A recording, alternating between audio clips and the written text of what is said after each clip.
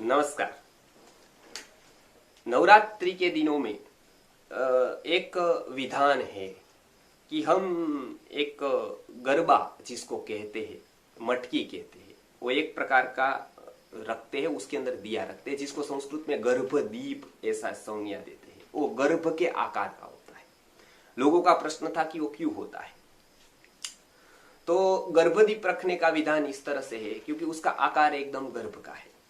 गर्भ हमारे यहाँ पोषण का प्रतीक है।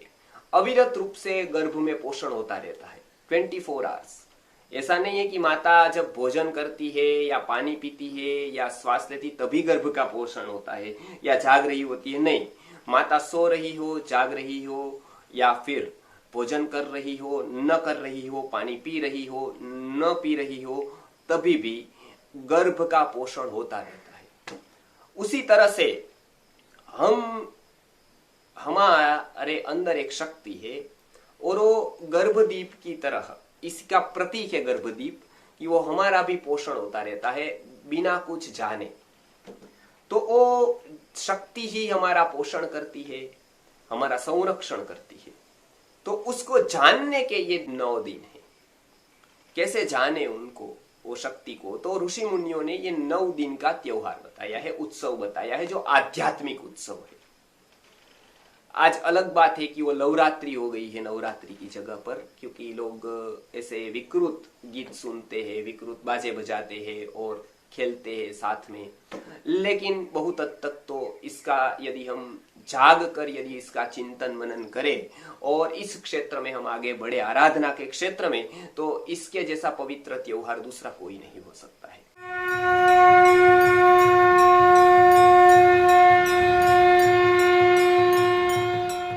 तो वो 9 दिन होते हैं। उसमें सबसे प्रथम 3 दिन तक महाकाली की उपासना करनी है। सब प्रथम तो 3 दिन महाकाली के हैं, दूसरे 3 दिन महालक्ष्मी के हैं और तीसरे 3 दिन महासरस्वती के। ऐसे 3 विभाग होते हैं। महाकाली की उपासना, महाकाली की उपासना, महालक्ष्मी की उपासना, महासरस्वती की उपासना। तो सबसे पहले काली क्यों? तो काली एक प्रलय का प्रतीक है, विनाश का प्रतीक है।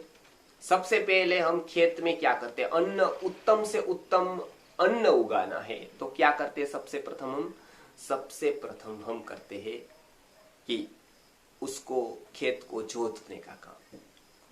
खेत से सब कुछ कचरा हटा देते हैं। दूसरी बात होती है फिर हम बीज को बोते हैं। कचरा रहने पर बीज को नहीं बोते हैं। उसी तरह से पहले 3 दिन आत्मचिंतन करने का, हमारे से दोषों का अपतन करने का, निकालने का। भगवान ने 16वें अध्याय में गीता में जिसको आसुरी संपत बोला है, दैवी संपत विमोक्षाय, 2 प्रकार की संपत्ति बोली है, मतलब संपत्ति कही है। एक दैवी संपत्ति, एक आसुरी संपत्ति। दंभो दर्पोभिमानश्च क्रोधः पारुष्यमेव च अज्ञानम चाभिजातस्य पार्थ संपदम आसुरीम। ये आसुरी संपत्ति के गुण बताए हैं। तो आसुरी संपत्ति के गुणों को दूर करना ये सबसे प्रथम होता है कार्य। इसीलिए सबसे प्रथम होती है महाकाली की उपासना। दूसरे नंबर पर उपासना होती है वो महालक्ष्मी की है, क्योंकि उसमें अच्छा बोना है। तो वो होती है देवी गुणों की उपासना। अभयम सत्व संशुद्धि ज्ञान योग व्यवस्थिति दानन दमश्च यज्ञश्च स्वाध्याय तप आर्जवम। ये से अनेक गुण जीवन में लाना, वो होती है महालक्ष्मी की उपासना। प्राप्ति अर्थात महालक्ष्मी। और तीसरा, यदि ये दोनों काम किया तो उत्तम ज्ञान की प्राप्ति हो सकती है। ज्ञान की प्रतिनिधि है सरस्वती, इसलिए हम सरस्वती के प्रतिनिधि के रूप में सप्तमी को, अश्विन शुक्ल सप्तमी को, जिसकी 7वीं नवरात्रि को हम ग्रंथ का पूजन करते। क्यों करते वो भी हम वीडियो में देखेंगे आगे कि कैसे उसको करना है पुस्तक का पूजन, क्योंकि ज्ञान तक पहुंचाने का एक उत्तम मार्ग बन जाता है पुस्तक, ग्रंथ। तो तो 3 दिन महासरस्वती की उपासना यदि करेंगे महासरस्वती की, तो वो होता है ज्ञान की उपासना। सबसे पहले दुर्गुणों का अपसरण, उसके बाद सद्गुणों का लेना, ग्रहण करना, सद्गुण का ग्रहण, और उसके बाद ज्ञान की उपासना। यदि वो करेंगे तो मुक्ति रूपी विजय को हम प्राप्त कर पाएंगे। इसलिए दशहरा है वो विजय का प्रतीक के रूप में शास्त्रकारों ने रखा है। विजय के लिए यात्रा प्रारंभ, अथवा तो विजय का उद्घोष, विजय का संकल्प, वो होता है दशहरा का अर्थ।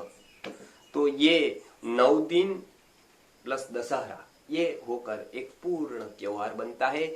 9 दिन तक हम अलग अलग उपासना करते रहते हैं। ओम क्रमशः बताते जाएंगे, नवरात्रि का महत्व बताते जाएंगे।